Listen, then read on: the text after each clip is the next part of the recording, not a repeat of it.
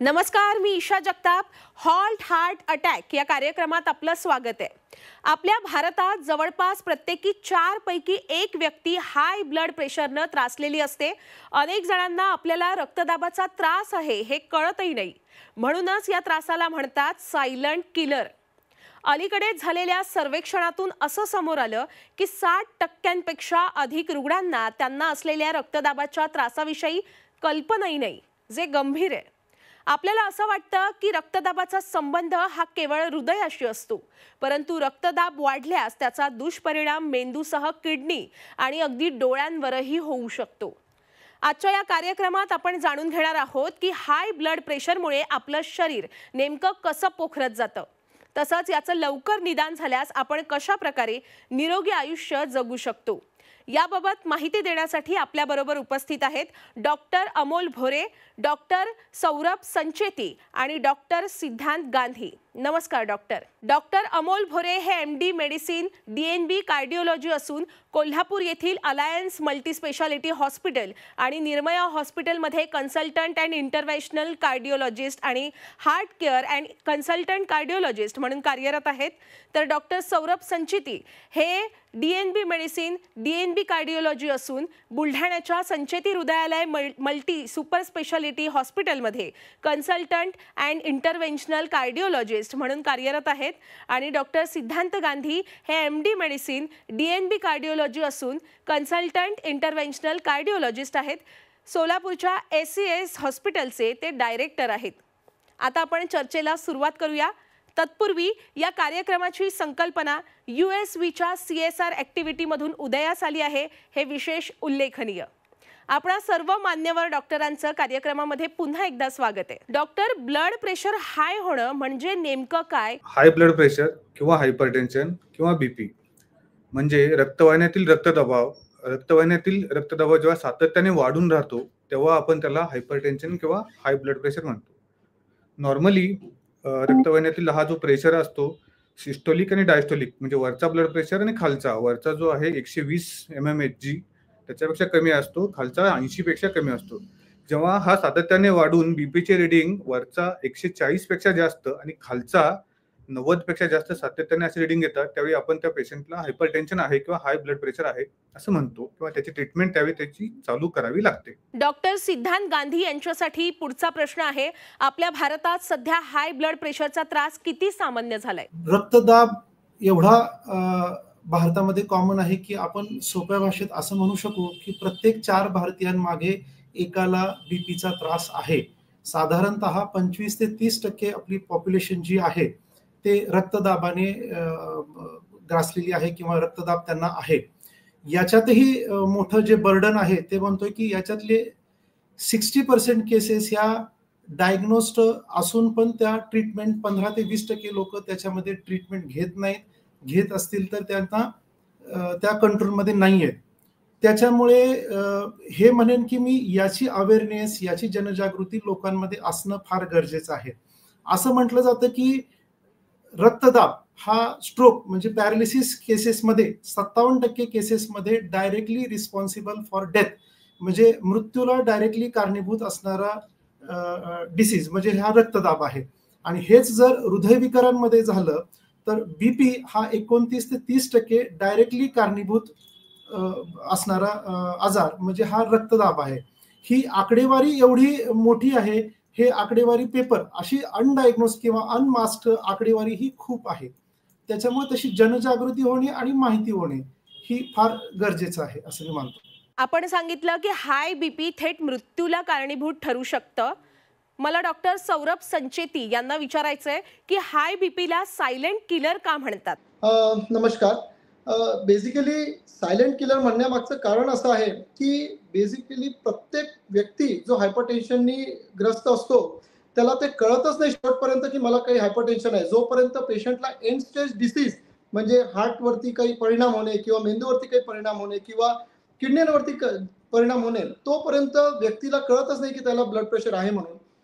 जोपर्यंत डॉक्टर किंवा एखादा पॅरामेडिक त्याचे ब्लड प्रेशर चेक करून त्याला सांगत नाही तोपर्यंत त्याला स्वतःला त्याची काहीच जाणीव होत नाही, म्हणून याला सायलेंट किलर म्हणलं जातं. डॉक्टर, हाय ब्लड प्रेशर आपलं शरीर कसं पोखरत जातं हे आपणच सांगितलं, पण हा आजार होण्यामागे नेमकी काय कारणं असतात? डॉक्टर अमोल. तर याची कारणं 2 भागात आपल्याला विभाजित करता येतात. एक म्हणजे मॉडिफायबल, ज्याच्यात आपण बदल करू शकतो, किंवा दुसरा आहे की नॉन मॉडिफायबल, ज्याच्यामध्ये ह्या कारणांमध्ये आपण बदल करू शकत नाही. तर मॉडिफायबल कारणं सर्वात महत्त्वाची म्हणजे लठ्ठपणा किंवा वाढलेलं वजन. दुसरं महत्त्वाचं कारण म्हणजे बैठं काम, व्यायामाचा अभाव. तिसरं महत्त्वाचं कारण चुकीचा आहार, अनियमित आहार, मिठाचं जास्त प्रमाणात सेवन, जंक फूड जास्त खाणे. चौथं महत्त्वाचं कारण धूम्रपान, अल्कोहोलिझम किंवा दारूचे व्यसन. त्याच्यानंतर दुसरे अजून एक महत्त्वाचे आहे की सर्वात महत्त्वाचं आताच्या काळातलं वाढलेला मानसिक ताणतणाव, हे सुद्धा सर्वात महत्त्वाचं आहे. अजून एक दुसरा भाग म्हणजे काही काही गोष्टी आपल्या हातात नसतात किंवा त्या मॉडिफायल नसतात, म्हणजे आपली जेनेटिक किंवा अनुवंशिक कारणं एक महत्त्वाचे आहेत. वाढलेलं वय एक महत्त्वाचं आहे, किंवा स्ट्रॉंग फॅमिली हिस्ट्री. बऱ्याच वेळेला आपल्या आई वडिलांना किंवा फर्स्ट डिग्री रिलेटिव्हना ब्लड प्रेशर असेल तर यांचे येण्याचे चान्सेस पण खूप जास्त असतात. तर ही जी मॉडिफायबल कारणं सांगितली, हीच कारणं. दुसऱ्या एक मेटाबॉलिक सिंड्रोम, त्याला सुद्धा हीच कारणं आहेत. करोनरी आर्टरी डिसीज किंवा हृदयाच्या ब्लॉकेजेसचे आजार आहेत, त्याचा सुद्धा हेच कारणं आहेत. किंवा जे मेंदूचे स्ट्रोक किंवा पॅरालायसिसचे जे स्ट्रोक येतात, त्याचे सुद्धा हीच कारणं आहेत. लठ्ठपणा, वाढलेलं वजन, व्यायाम कमी, मिठाचे प्रमाण जास्त सेवन, जंक फूड जास्त खाणं, मानसिक ताणतणाव आणि धूम्रपान. आपण आतापर्यंत जे सांगितलं त्यावरून हे लक्षात आलं की हाय ब्लड प्रेशरमुळे संपूर्ण शरीराचं नुकसान होतं. सर्वसामान्यपणे ब्लड प्रेशर म्हटलं की त्याचा संबंध हा हृदयाशीच असतो असा एक समज आहे, पण त्या व्यतिरिक्तही शरीराचं नुकसान होतं. हृदयाव्यतिरिक्त शरीराचं कसं नुकसान होतं हे मला डॉक्टर सौरभ यांना विचारायचंय. खूपच स्ट्रॉंग आणि चांगला प्रश्न विचारला. ऍक्च्युली सगळ्यांना असं वाटतं की ब्लड प्रेशर हे फक्त हृदयाशी निगडीत आहे आणि हृदयालाच त्याला काहीतरी त्रास होतो, असं नाहीये. बेसिकली हृदयाच्या रक्तवाहिन्या किंवा हृदयावरती त्रास होण्यापासून सुरुवात आणि मेंदू, किडनी आणि प्रत्येक छोट्या छोट्या नसांवरती त्याचा असर होतो, आणि हे आपण सगळ्यांनी लक्ष दिलं पाहिजे. त्याच्यामध्ये स्मृतिभ्रंशपर्यंत पण गोष्टी जातात. म्हणजे व्यक्तीला डिमेन्शिया होणे, व्यक्तीला वेगळ्या वेगळ्या प्रकारचे मेंदूचे आजार होणे, या सगळ्या गोष्टी होतात. जसं मेंदूला रक्तपुरवठा कमी होणे किंवा रक्तवाहिनी फाटणे, त्याला आम्ही ब्रेन हिमरेज म्हणतो. किडनीला रक्तपुरवठा कमी होणे, किडनीवरती खूप ब्लड प्रेशर हाय राहणे, त्याच्यामुळे किडन्या खराब होणे आणि क्रिएटिन वाढणे आणि डायलिसिस ला पेशंट लागणे. तसंच लिव्हरवरती त्रास होणे, या सगळ्या गोष्टी त्याच्यावरती अवलंबून असतात. म्हणजे ओव्हरऑल हायपरटेन्शन हा एक, मी रुटीन मध्ये सगळ्यांना सांगतो, एक मॅलिग्नंट आजार आहे, म्हणजे कॅन्सर सारखा आजार आहे. बेसिकली आधी कळत नाही आणि जेव्हा तो लक्षात येतो त्यावेळेस ऑलमोस्ट सगळीकडे त्याचा असर झालेला असतो. सो आपल्याला अर्लिएस्ट या आजाराला पकडणे म्हणजे त्याचं डायग्नोसिस करणे आणि त्याच्यावरती व्यवस्थित उपाययोजना करणे अत्यंत गरजेचं आहे. कारण की शरीरातला प्रत्येक अवयव ह्याच्यावरती त्रास होऊ शकतो. हाय ब्लड प्रेशरमुळे हृदयापासून नुकसान व्हायला सुरुवात होते आणि पार स्मृतिभ्रंश होऊ शकतो असं आपण म्हणालात. हाय ब्लड प्रेशरमुळे मेंदूचं कसं नुकसान होतं डॉक्टर सिद्धांत?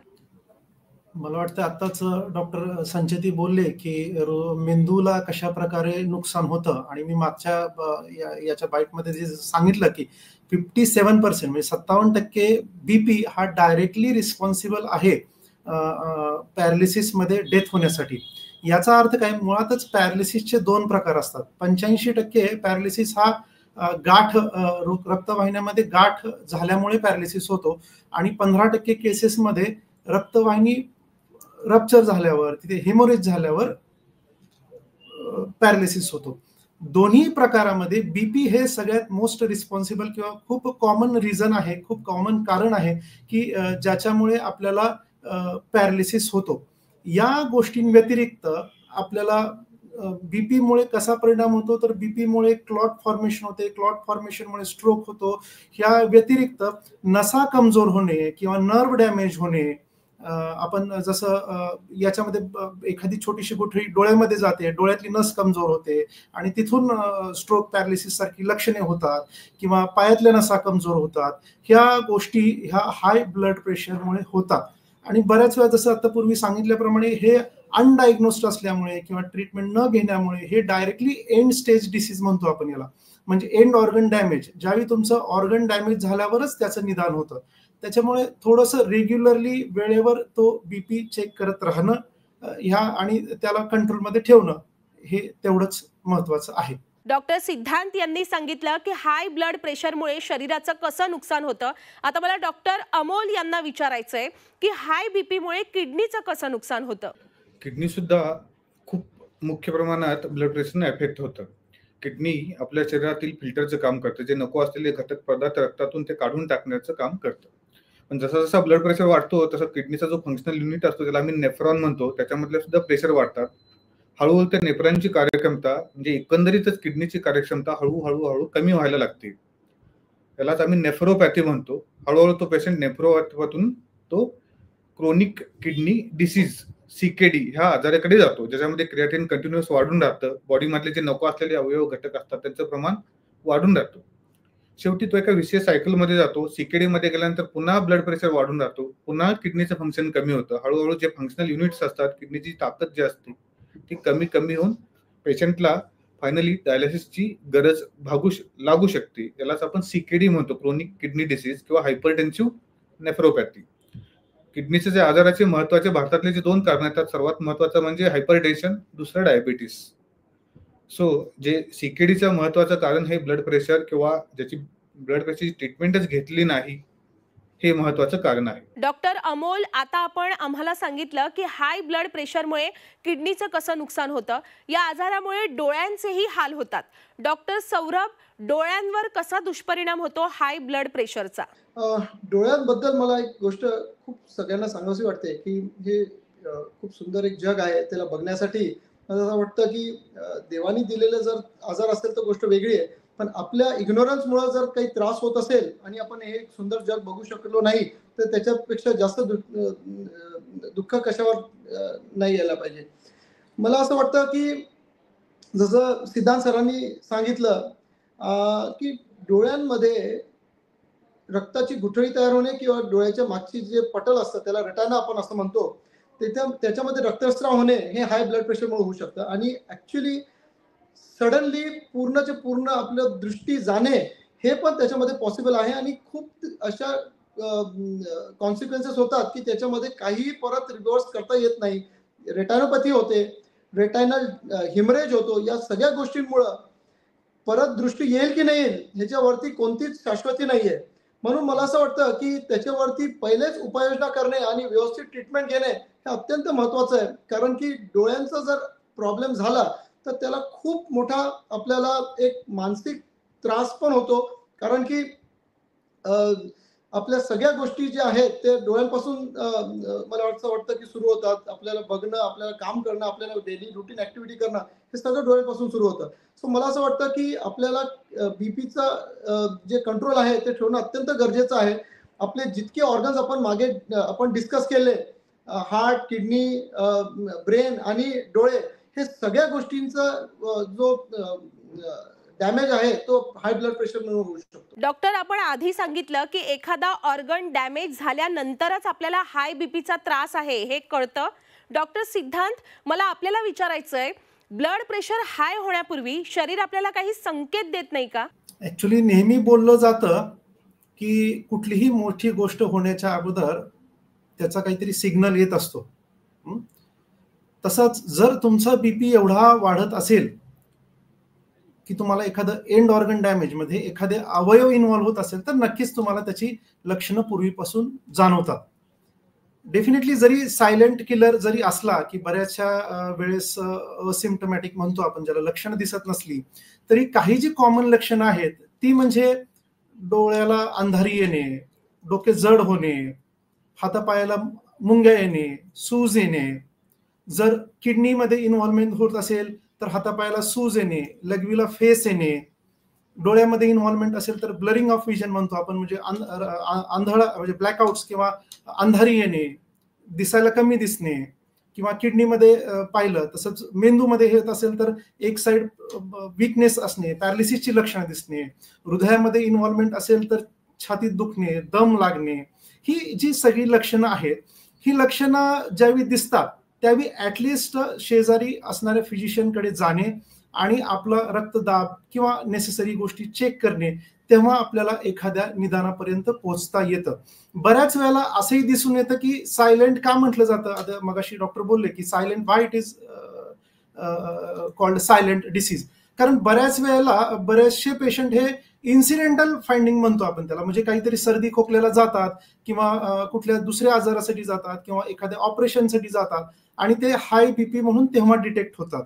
तेव्हा पण ऍटलिस्ट आपण हे समजू शकतो की त्यावेळेला शेजारच्या फिजिशियन कडून, नियर बाय कार्डिओलॉजिस्ट कडून त्याची तपासणी करून घेणे आणि आपल्याला बीपीमुळे काही नुकसान झालेले आहे का ते पाहणे आणि भविष्यात ते नुकसान होऊ नये याची काळजी घेणे, मेडिसिन घेणे हेही तितकेच त्याच्यामध्ये महत्वाचे राहते. आपण हाय ब्लड प्रेशरची लक्षणं काय जाणवतात हे सांगितलं. आता हाच प्रश्न मला डॉक्टर अमोल यांना विचारायचंय की एखाद्या सर्वसामान्य व्यक्तीला कसं कळू शकतं की मला हाय ब्लड प्रेशरचा त्रास झालाय, आपण काय सांगाल? आता सिद्धांत सरांनी एकदम व्यवस्थित पद्धतीने सांगितलेलं आहे. तर त्याच गोष्टी, जर डोके दुखत असेल, डोक्यामध्ये जडपणा येत असेल, धाप लागत असेल, पायावरती सूज येत असेल किंवा डोळे दुखत असतील, चष्मा असून सुद्धा चष्म्याचे नंबर वाढल्यासारखं आपल्याला वाटत असेल, तर आपण रेग्युलर आपला बीपी डॉक्टरांकडे मॉनिटरिंग केलं पाहिजे. आत्ताच्या काळात आधुनिक ऑटोमॅटेड मशीन सुद्धा आलेले आहेत. त्याच्यामध्ये सुद्धा आपण फक्त कफ बांधून एक बटन प्रेस केलं की तो आपला ब्लड प्रेशर देतो. तर होम ब्लड प्रेशर मॉनिटरिंग सुद्धा करता येतं. किंवा ह्यातले काही सिम्पटम्स जरी असतील तर ते डॉक्टरांना दाखवून आपला बीपी व्यवस्थित चेक केला पाहिजे रेग्युलरली. दुसरी गोष्ट, आपल्या घरातील जे वयस्कर आहेत किंवा 40च्या 45च्या वरती आहेत त्यांचे सुद्धा रुटीनली एकदा वर्षातून आपण ब्लड टेस्ट किंवा चेकअप किंवा ब्लड प्रेशर चेकअप ह्या केल्याच पाहिजेत, जेणेकरून काही सिम्पटम्स किंवा त्रास होण्याची वाट पाहण्याच्या आधीच आपल्याला ते गोष्टी कळेल. स्पेशली ज्यांना स्ट्रॉंग फॅमिली असते किंवा ज्यांच्या घरच्यांना, आईंना, बाबांना फर्स्ट डिग्री रिलेटिव्ह मध्ये ब्लड प्रेशरचा आजार असतो, त्यांनी तर आपल्या वयाच्या 40 नंतर बाकीचे जे फॅमिली मेंबर्स आहेत क्लोज ब्लड त्यांचे तर ब्लड प्रेशर मॉनिटरिंग करायला हवे. आतापर्यंत आपण जी माहिती दिली त्यावरून हा आजार खरोखर गंभीर आहे हे लक्षात आलं. पण दैनंदिन जीवनात काही चांगले बदल करून सुदृढ जीवनशैली जगून आपण यावर मात करू शकतो का? मला हे डॉक्टर सौरभ यांच्याकडून जाणून घ्यायचंय. अगदीच. मॅडम, तुम्ही जे बोललात ते एकदम अत्यंत करेक्ट आहे की सिंपल लाईफस्टाईल मॉडिफिकेशन आणि दैनंदिन जीवनात काही मामूली बदल केल्यामुळं बऱ्याचशा या जे काही आम्ही तिघांनी जे काही सांगितलं की हार्टवरती, किडनीवरती, लिव्हरवरती, ब्रेनवरती, डोळ्यांवरती जे काही परिणाम होत असतील त्याला डेफिनेटली मिनिमाइज करता येतो आपल्याला. सगळ्यात महत्वाचा भाग म्हणजे आपल्याला स्ट्रेस कमी करणे. Stress is the biggest factor in today's life for all these diseases. म्हणजे जे 0 पासून 100% जे काही डिसीजेस होत असतील त्याच्यात सगळ्यात महत्वाचा फॅक्टर म्हणजे स्ट्रेस आहे. त्याच्यासाठी आपल्या परत पुरोगामी किंवा जुने जे काही पद्धती आहेत त्याला आपण आत्मसात केली पाहिजे. म्हणजे चांगलं व्यवस्थित मेडिटेशन, स्ट्रेस फ्री लाईफ करण्यासाठी शांत चित्ताने सोल्युशन्स आणि रेग्युलर सोल्युशन फाइंडिंग करायला पाहिजे. एक्सरसाइज सगळ्यात महत्वाचा भाग आहे. त्याच्यामध्ये रेग्युलर वॉकिंग किंवा जॉगिंग किंवा जिम, कोणी वेगळ्या वेगळ्या प्रकारचे एक्सरसाइज करू शकतो. पण आपल्याला स्वतःला ऍक्टिव्ह ठेवणे हा एक सगळ्यात मोठा भाग आहे. त्याच्यामध्ये लो सॉल्ट डाएट म्हणजे मीठ कमी खाणे हा एक त्याच्यातला एक सगळ्यात उत्तम आणि इझिली अप्लिकेबल असा एक उपाय आहे. स्मोकिंग, टोबॅको, अल्कोहोल अशा बऱ्याचशा ज्या गोष्टी आहेत, जे ऍडिक्शन्स आहेत, त्याला आपण डेफिनेटली कुठेतरी सोडू शकतो आणि सोडायलाच पाहिजे. सो दॅट फक्त हायपरटेन्शन नाही पण इतर वेगळे वेगळे जे दुर्गम आजार आहेत तेही त्याच्यातून आपण त्याच्यापासून वाचू शकतो. सगळ्यात महत्वाचा भाग म्हणजे रेग्युलर हेल्थ चेकअप. आपल्या शरीरामध्ये काही असं वेगळं वाटत असेल तर लगेच आपल्या डॉक्टरांना भेटणे आणि त्याच्यावरती सोल्युशन काढणे. डॉक्टरांनी जर सांगितलं असेल की रेग्युलर गोळ्या खा तर तुम्हाला खायला पाहिजे. कंप्लायन्स चांगला ठेवला पाहिजे. रेग्युलर एक्सरसाइज, गुड सात्विक आणि balance diet, regular meditation, yoga, pranayama जे काही तुम्हाला करता येतं आणि ज्याच्यासाठी तुम्ही कम्फर्टेबल आहात ते करा. ॲडिक्शन्स पासून लांब राहा, दूर राहा आणि स्वस्थ जगण्यासाठी जे काही तुमच्या लाईफमध्ये करता येतं खुश राहण्यासाठी, त्या सगळ्या गोष्टी फायदेशीर असतात आणि ते करायला पाहिजे. डॉक्टर सौरभ यांनी सांगितलं की दैनंदिन जीवनात काही चांगले बदल करून आपण हाय बीपीवर मात करू शकतो. आता मला डॉक्टर सिद्धांत यांना विचारायचं आहे की अनेक व्यक्तींना आयुष्यभर हाय बीपीच्या गोळ्या घ्याव्या लागतात, पण जर बरं वाटलं तर या गोळ्या घेणं थांबवावं का? खूप छान प्रश्न आहे मॅडम. आम्ही रोज डेली प्रॅक्टिसमध्ये म्हणजे या प्रश्नाची उत्तर देतो आणि या प्रश्नाला मी नेहमी फेस करतो.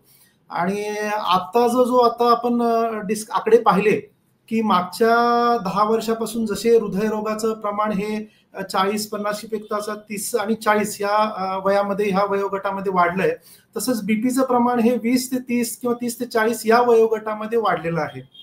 कुठल्याही तरुण पेशंटला एखादा तुम्हाला आता बीपीची गोळी सुरू करावी लागेल आणि आता तुम्हाला बीपीची गोळी लाईफ टाइम घ्यावी लागेल हे सांगणं, हे जसं पेशंटला ते जड आहे डायजेस्ट करायला, तसं आम्हालाही डॉक्टर लोकांना अवघड वाटतं की पेशंटला ही गोष्ट समजून सांगणं.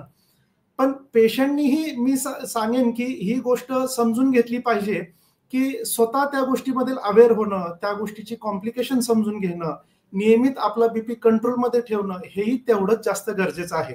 त्याच्यामुळं पहिल्यांदा ज्यावेळी पेशंट आमच्या ओपीडी मध्ये बीपी म्हणून डिटेक्ट होतो, स्पेशली तरुण पेशंट, आणि जेव्हा आम्ही बाकीच्या गोष्टी एंड ऑर्गन डॅमेज म्हणजे कुठली किडनी, हार्ट, ब्रेन याची इन्व्हॉल्वमेंट असेल तेव्हा आम्ही मेडिकेशन सुरू करतो.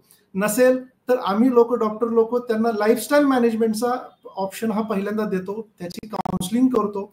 आणि बऱ्यापैकी माझा एक्सपिरियन्स याच्यातला आहे की बऱ्यापैकी जर तुम्ही डाएट मॉडिफिकेशन आणि लाईफस्टाईल मॉडिफिकेशन ज्या सांगितल्या आता डॉक्टर संचेतींनी, डॉक्टर अमित यांनी, की या गोष्टींवर जर फोकस केला डेफिनेटली ऍटलिस्ट आता म्हणजे लगेच सुरू करण्यापेक्षा काही वेळानंतर, काही वर्षानंतर आपण बीपीची मेडिकेशन सुरू करू शकतो. त्याच्यामुळे लाईफस्टाईल मॉडिफिकेशन आणि डाएट मॉडिफिकेशन हा पार्ट किंवा हा रोल फार महत्वाचा आहे. दुसरा हा प्रश्न नेहमी विचारला जातो की मला भविष्यामध्ये गोळी बंद करता येईल का? ऍक्च्युली एकदा बीपीची गोळी सुरू झाल्यानंतर ते बऱ्याच वेळेला आपल्याला कंटिन्यू ठेवावी लागते.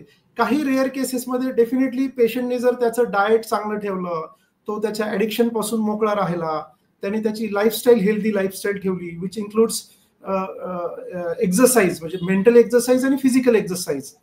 Mental exercise in the form of म्हणजे प्राणायाम, योगा किंवा फिजिकल एक्सरसाइज शारीरिक व्यायाम कुठल्या स्पोर्ट्सच्या स्वरूपात, कुठल्या खेळाच्या स्वरूपात, जिमच्या स्वरूपात, या गोष्टी आणि बरोबर डाएट, या गोष्टी जर त्यांनी मेंटेन ठेवल्या तर डेफिनेटली काही प्रमाणात ऍटलीस्ट आपण डोस कमी करू शकतो आणि सर्टन सिच्युएशन मध्ये डेफिनेटली आपण गोळ्या पण बंद करू शकतो. डॉक्टर, आपण म्हणालात की योग्य वेळी योग्य उपचार मिळाले तर आपण हाय ब्लड प्रेशरवर नियंत्रण मिळवू शकतो. अगदीच आज आपण या ठिकाणी उपस्थित राहून आम्हाला हाय ब्लड प्रेशर या आजाराबाबत सविस्तर माहिती दिलेली आहे. या आजाराचं निदान लवकर होण्यासाठी आपण काय काळजी घ्यायला हवी, त्याची लक्षणं, त्यावर उपचार आणि हा आजार पूर्णपणे बरा होऊ शकतो की नाही याबाबतही आपण आम्हाला मार्गदर्शन केलेलं आहे. आपण तिघे डॉक्टर या ठिकाणी उपस्थित राहिलात, वेळात वेळ काढून आम्हाला इतकं मोलाचं मार्गदर्शन केलं, त्याबद्दल मी झी 24 तास कडून आपले मनापासून आभार व्यक्त करते. प्रेक्षक हो, आता वेळ झालेली आहे इथेच थांबण्याची. ताज्या घडामोडींसाठी पाहत रहा झी 24 तास.